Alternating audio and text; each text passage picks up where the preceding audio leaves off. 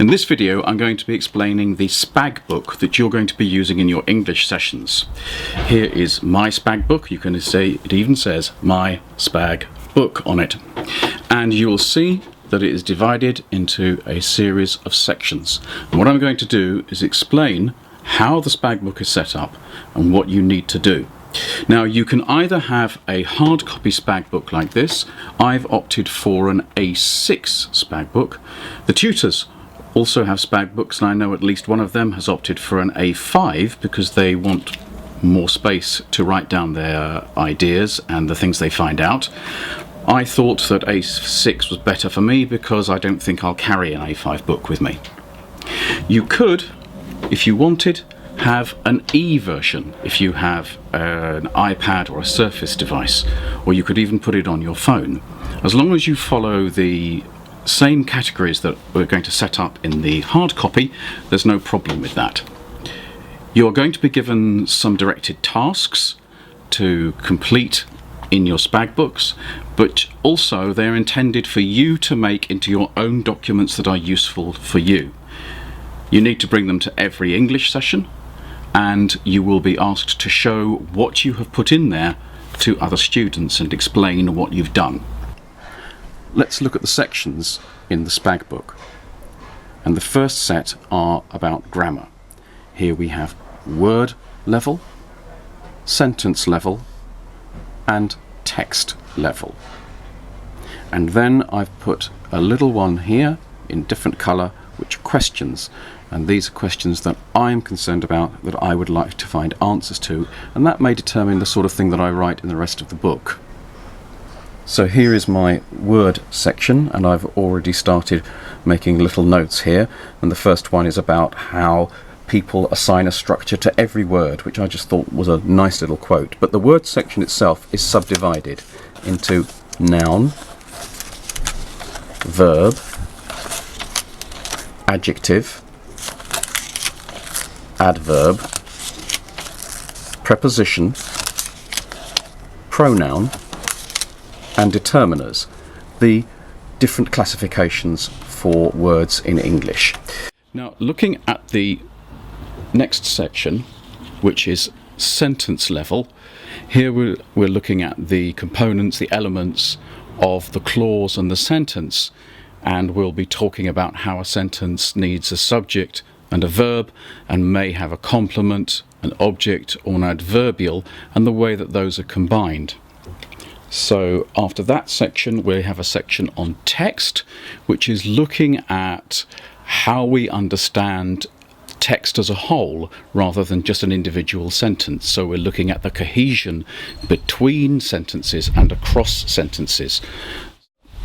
Then moving on to the questions section, and here I just made some notes of things I need to check up.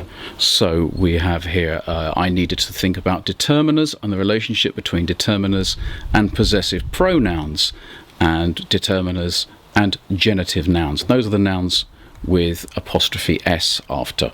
So instead of saying David, you would say Davids with apostrophe S. So if we go back here and look at my section on pronouns, you will see that I have answered my question here. I was concerned about how we think about possessive pronouns, and I've learnt that I need to be thinking about dependent and independent possessive pronouns. So I might say my book is on the table, or I might say the one on the table is mine. I don't need to say book after mine. After the questions, we have a section on punctuation. So turning to my punctuation section, here you can see I've made some notes on the use of the colon and how to punctuate within quotation marks. And the reason I've put that in there and made my notes is because I read a lot of American textbooks, and there are differences between American and British usage when you punctuate within speech marks. After punctuation, we have a section which is labelled teaching, And this is where you can make notes rather than subject knowledge, but how you communicate that subject knowledge with children. Now, I've only got one of these sections here. You may want to put in more than one, but here's an example for my teaching section. And all I have done is taken one of the slides from one of the seminar PowerPoints and print it out and stick it in, because I think it's a very useful teaching guide for helping teach spelling with children. After the teaching section, we move on to spelling.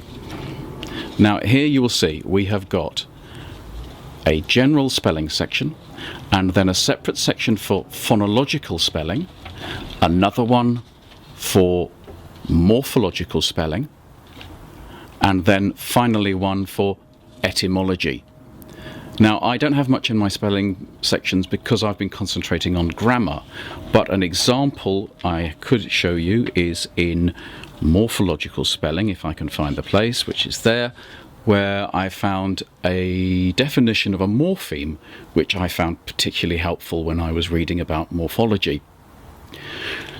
In etymology, we're thinking about the origins of words, where they come from, Latin roots, Greek roots, Old English, those kind of things, to help us understand why English has such a broad, a rich variety of ways of spelling words. Finally, I have got in here a section on tricky words. You may not need this if you are the kind of person who can remember every spelling that you've ever learned. Now, I can't, and for an example here, in my tricky words, I have got the word miscellaneous, and that's in there because I was talking to a PGCE student who casually mentioned the fact that miscellaneous came up in the skills test, and when she said that, my stomach lurched because I knew that I could never have spelt that word in the test. So it's here in my tricky words. So I did say that you can have a physical hard copy of your SPaG book, or you could have an e-version. So here on my Surface device, sorry about the reflection there, I have created the same categories as in the hard copy, and I have used Microsoft OneNote. Of course, you could use other software to create the categories. So you have the choice between the e-copy and the hard copy. At the end of this video, there's a list of contents that you should have in your SPaG book, and the same instructions are also in a couple of slides on the Learning Network. So, I look forward to seeing you in the sessions with your SPaG books ready to hand.